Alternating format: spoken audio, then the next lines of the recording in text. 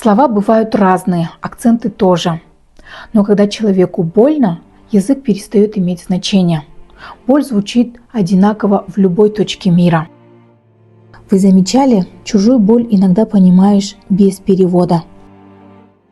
До того, как мы учимся говорить, мы учимся чувствовать. Сжатые плечи, замедленный взгляд, тишина вместо ответа.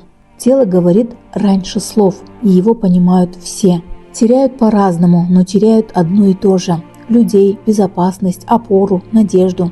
Меняются обстоятельства, но не ощущение пустоты, которое остается внутри.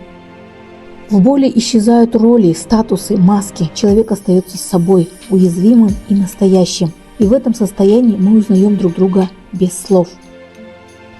Боль – не культурные различия, это общий опыт. И, возможно, самый честный язык, который у нас есть. А как вы чувствуете? Можно ли понять человека без слов?